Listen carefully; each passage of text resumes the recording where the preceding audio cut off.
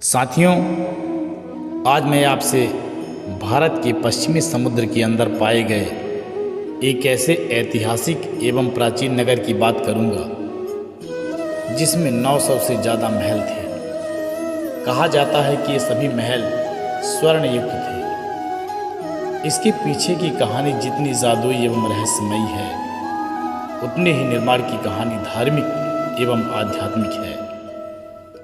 यह भारत की पहली पुरातात्विक स्थल है जहां पर समुद्री खोज की गई है तथा पुरातत्वविदों द्वारा की गई खोज में समुद्र के नीचे दफन इस नगर के होने की प्रमाणिकता सिद्ध की गई है। जी हाँ, मैं बात कर रहा हूँ लीला पुरुषोत्तम भगवान श्री कृष्ण द्वारा निर्मित भव्य एवं सौंदर्यता की पराकाष्ठा को प्राप्त करती माया नगरी द्वारका की। अचानक ऐसा क्या हुआ कि पूरी स्वर्ण नगरी द्वारका जलमग्न हो गई, जिसके अवशेष समुद्र की गहराई में आज भी मौजूद हैं। साथियों नमस्कार, आपके साथ मैं हूं संजय श्रीवास्तव। सार्थक ज्ञान भी संजय में आपका हार्दिक स्वागत, वंदन और अभिनंदन करता हूं। आइए माया नगरी द्वारका के ऐतिहासिक, धार्मिक एवं रहस्यमयी तथ्यों से रूबरू होते हैं।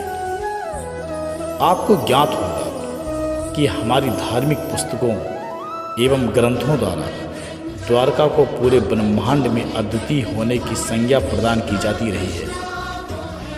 साथियों, इस माया नगरी द्वारका की खोज 1963 में पुणे के डेक्कन कॉलेज और गुजरात सरकार के पुरातत्व विभाग ने संयुक्त रूप से मिलकर करने की शुरुआत की।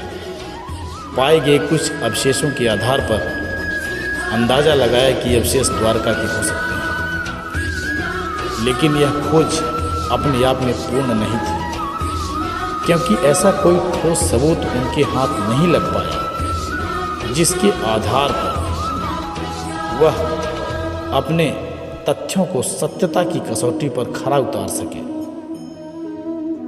तत्पश्चात यह पूरा मामला ठंडे बस्ते में चला गया और तकरीबन 20 वर्षों तक इस विषय पर कोई चर्चा नहीं हुई।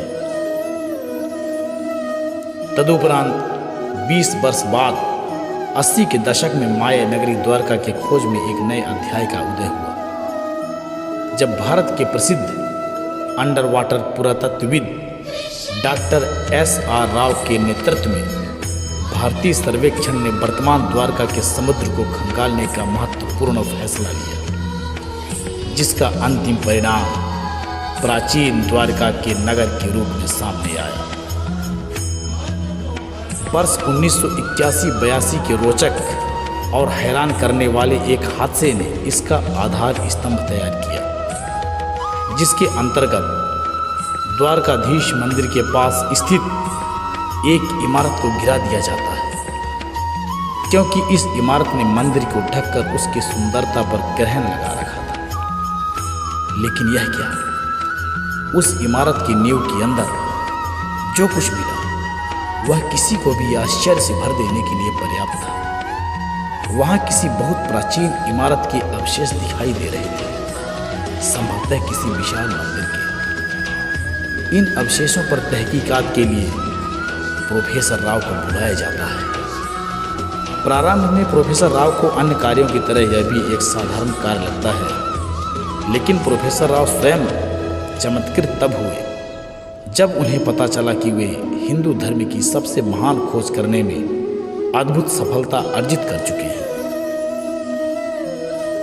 प्रोफेसर राव अपनी टीम के साथ उन अवशेषों के पास की खुदाई में लग गए, लेकिन जैसे जैसे खुदाई कर नीचे पहुंचते जा रहे थे, उन्हें पुराने मंदिरों के नीचे और भी पुराने मंदिरों के अवशेष परत दर परत मिलते जा रहे थे।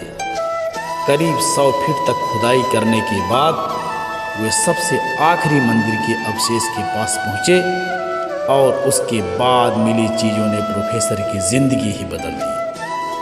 आखिरकार मंदिर के नीचे शंख, अनेक बर्तनों के अवशेष एवं लौह धातु के सामानों आदि के अवशेष का अंबार लगा था। इन अवशेषों ने स्पष्ट कर दिया कि वहाँ किसी न किसी प्राचीन सभ्यता का अस्तित्व जरूर रहा है। जी हाँ, वही सभ्यता जिसे हम सब बचपन से सुनते आ रहे हैं। साथियों, यह अद्भुत रहस्य यहीं खत्म नहीं हुआ, क्योंकि प्रोफेसर राव अपने कार्य को अंजाम तक पहुंचाने वाले एवं अंतिम परिणाम की सत्यता पर यकीन करने वाले व्यक्तित्व थे। प्रोफेसर राव ने माया नगरी के बारे में सोचा कि यदि महाभारत में दी गई बातों पर यकीन किया जाता है तो श्री कृष्ण की नगरी को उसी समुद्र में कहीं होना चाहिए था, और उन्होंने समुद्र को खंगालने का कार्य प्रारंभ किया।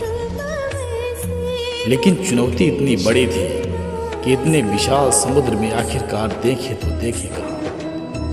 तब उन्होंने द्वारका तट से जुड़े हुए समुद्र को कई हिस्सों में बांटने का फैसला किया और योजना अनुसार समुद्र को खंगालना शुरू किया, तथा इस खोज के दौरान उन्हें समुद्र के गर्भ में मिला अब तक का सबसे आधुनिक, इंसानों की पहुंच से दूर बड़ा एक शहर, जिसके परीक्षण के बाद प्रोफेसर राव ने कहा, हाँ, यही है वह द्वारका जिसे श्री कृष्ण की माया नगरी के रूप में जाना जाता था। द्वारका तट से करीब 5 किलोमीटर दूरी पर समुद्र से 70 फीट नीचे उन्हें उस शहर के अवशेष मिलने शुरू हो गए। वह काफ़ी विकसित शहर था, जिसका अंदाज़ा इस बात से भी लगाया जा सकता है कि नगर के आरंभ में ही एक विशाल द्वार था।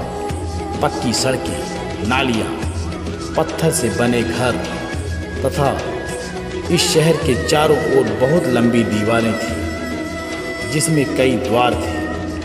शायद इसीलिए इसका नाम द्वारका था। साथ ही सिंधु घाटी सभ्यता के भी कई अवशेष मिले। प्रोफेसर राव ने कई रहस्यों से पर्दा उठाने का महत्वपूर्ण कार्य किया। साथ ही 2005 और 2007 में नौसेना एवं पुरातत्व विभाग की संयुक्त खोज ने भारतीय पुरातत्व सर्वेक्षण के निर्देशन में भारतीय नौसेना के गोताखोरों द्वारा समुद्र में समाई द्वारका नगरी के विशाल व समृद्धशाली नगर व मंदिरों के टुकड़े को खोजकर देश की लेबोरेटरी में भेजा तथा खोज से जुड़े आंकड़ों को राष्ट्रीय एवं अंतर्राष्ट्रीय विशेषज्ञों के समक्ष रखा गया, जिसमें अमेरिका, ब्रिटेन, श्रीलंका व इजराइल के स्पेशलिस्ट शामिल थे। विदेश में भेजने के मायने यह थे कि इसकी सच्चाई से सभी अवगत हों तथा तथ्यों की प्रामाणिकता को देखते हुए किसी प्रकार की भ्रांतियां एवं प्रश्न चिन्ह न लगे। हालांकि इस पर अभी भी निरंतर रिसर्च जारी है। देखना यह होगा कि द्वारका नगरी के नष्ट होने की गुत्थी सुलझने में अभी और कितना वक्त लगेगा। धन्यवाद साथियों, आज के वीडियो में बस इतना ही। और भी रहस्यमयी और रोचक जानकारियों के लिए जुड़े रहें सार्थक ज्ञान विद संजय से।